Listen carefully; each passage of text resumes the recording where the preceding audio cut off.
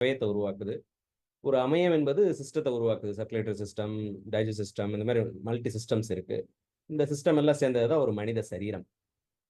So இன்னைக்கு வந்து நமக்கு சரீரத்தில ஒரு பிரச்சனைன்னதுன்னா என்ன பண்றோம்னா, அந்த பிரச்சனைய எப்படி சால்வ் பண்றதுன்னு தான் யோசிக்கிறோமே ஒழிய, அந்த பிரச்சனைக்கான காரணம் என்ன? நம்மளோட சரீரத்து அடிப்படையில எங்க பிரச்சனை ஆகுதுன்றத நம்ம ஜாஸ்தி கவனிக்கிறதில்ல. ஏன்னா நம்ம எல்லாமே இன்னைக்கு வந்து ஃபாஸ்ட் வேர்ல்ட்ல இருக்கோம். நமக்கு ஃபாஸ்ட் ரிசல்ட் கூட ஃபாஸ்ட்டா இருக்கணும். இத போட்டா எனக்கு சரியாயிருமா அவ்வளோதான். அது என்ன ஏதுன்றதெல்லாம் கிடையாது. அந்த விதத்துல பார்த்தீங்கன்னா, என்னைக்கு வரைக்கும் நம்ம செல்கள் ஹெல்த்தியா இருக்கோ, ஆரோக்கியமா இருக்கோ, அன்னைக்கு வரைக்கும் டிஷ்யூன்றது பிரச்சனை இல்ல. டிஷ்யூக்கள் ஆரோக்கியமா இருந்தா எந்த ஒரு அவயத்திலயும் பிரச்சனை ஏற்பட போறதில்ல. எல்லா அவயங்களும் சிறப்பாக செயல்பட்டுச்சுன்னா, எந்த சிஸ்டத்திலயும் பிரச்சனை இருக்க போறதில்ல. எல்லா சிஸ்டமும் ப்ராப்பரா இயங்குதுன்னா, உங்க சரீரத்தில பிரச்சனைன்றது இருக்க போறதில்ல. அப்ப இங்க ஒரு விஷயத்த தெளிவா கவனிச்சீங்கன்னா, ஆ டிசீஸ்ன்றது எங்க ஸ்டார்ட் ஆகுது அப்படின்னு பார்த்தீங்கன்னா, செல்கள் லெவல்ல.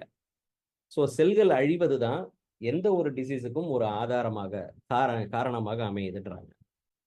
ஏன் இந்த செல்கள் அழியுது அப்படின்னு கேட்டீங்கன்னா, குறிப்பா சொல்லணும்னா ஃப்ரீ ரேடிக்கல்ஸ் நம்மளோட வாழ்க்கை முறை, உணவு முறை, ஸ்ட்ரெஸ்ஸு இந்த மாரி பல விஷயங்கள் மாறுனதுனால ஃப்ரீ ரேடிக்கல்ஸ் வந்து கிரியேட் ஆகுது. ஃப்ரீ ரேடிக்கல்ஸ்ன்றது வெளிய இருந்து வரக்கூடிய வைரஸோ, பாக்டீரியாவோ கிடையாது.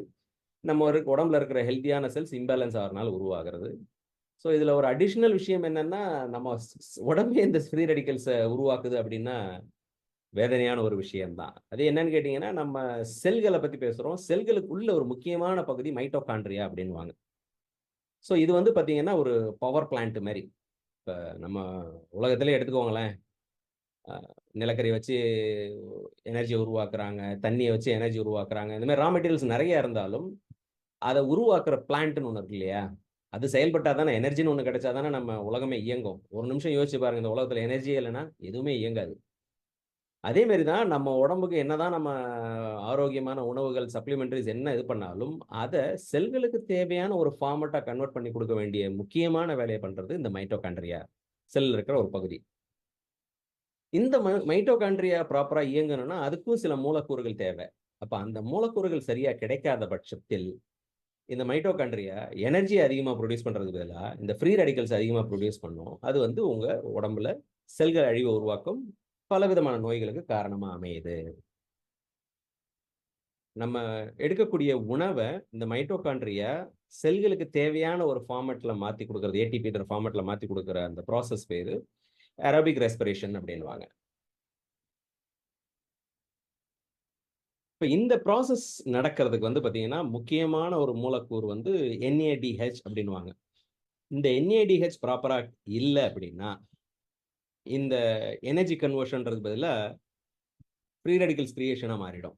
ஸோ, அந்த விஷயத்துல இந்த NADHன்றது ரொம்ப ரொம்ப முக்கியம். இந்த NADH நம்ம உடம்புல இருக்கணும்னா, இந்த NAD+ அப்படிங்கிறது ரொம்ப ரொம்ப ஒரு அவசியமான ஒரு மூலக்கூறு நம்ம உடம்புல.